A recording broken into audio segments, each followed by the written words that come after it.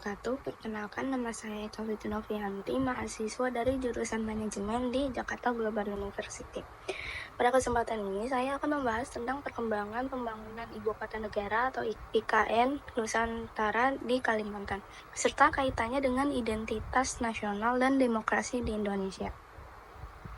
Pemerintah Indonesia telah menetapkan Kalimantan Timur sebagai lokasi ibu kota negara yang baru, yaitu IKN Nusantara.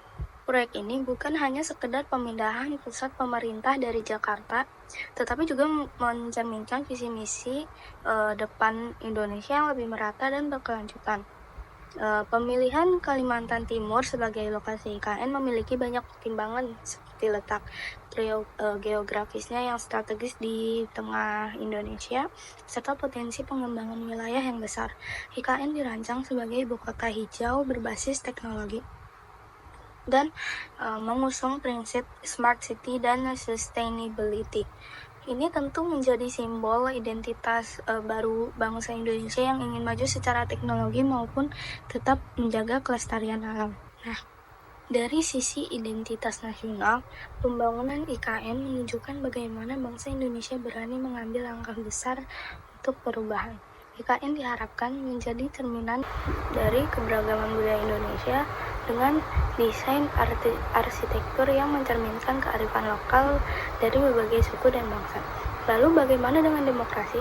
Pembangunan IKN tidak lepas dari proses demokratis, termasuk keterlibatan masyarakat, diskusi di parlemen, serta pengawasan dari media dan masyarakat sipil. Ini menunjukkan bahwa demokrasi Indonesia berjalan dan memiliki peran penting dalam proyek sebesar ini. Selain menjadi pusat pemerintahan yang baru, IKN juga diharapkan menjadi motor penggerak ekonomi baru di Pulau Jawa.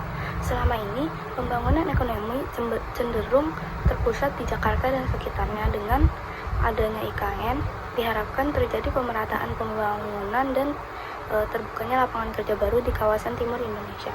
IKN Nusantara dirancang bukan hanya sebagai kota pemerintah, tetapi juga kota modern yang menjadi simbol kemajuan bangsa. Konsepnya mencakup kota ramah lingkungan, bebas banjir, dengan transportasi publik yang efisien, dan infrastruktur digital canggih. Ini semua berjalan dengan semangat Indonesia Emas 2045, yaitu Indonesia yang mandiri, maju, adil, dan makmur. Namun tentu saja proyek besar ini tidak lepas dari tantangan, mulai dari pendanaan, pembahasan lahan, partisipasi masyarakat lokal, hingga dampak lingkungan. Pemerintah harus benar-benar transparan dan demokratis dalam menjalankan proyek ini agar tidak menimbulkan ketimpangan atau konflik sosial daerah. Ini adalah momen yang penting untuk memperkuat rasa bangga sebagai bangsa yang satu dalam perbedaan. Sebagai generasi muda, kita punya peran penting dalam mendukung pembangunan ini secara kritis dan konstruktif. Bukan hanya sebagai penonton, tetapi sebagai bagian dari warga negara yang peduli dengan masa depan bangsanya.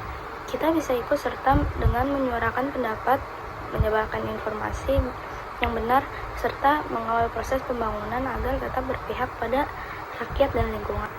Sebagai penutup, pembangunan Ibu Kota Negara Nusantara bukan hanya soal infrastruktur, tapi juga tentang membangun harapan dan masa depan bangsa.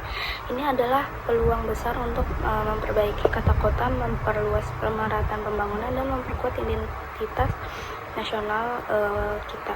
Namun, proyek besar ini harus dibarengi dengan komitmen terhadap nilai-nilai demokrasi, keadilan sosial, dan pelestarian lingkungan. Kita semua, terutama generasi muda, punya tanggung jawab untuk ikut mengawal proses ini agar tidak hanya menjadi simbol kemajuan fisik, tetapi juga kemajuan moral dan kebangsaan.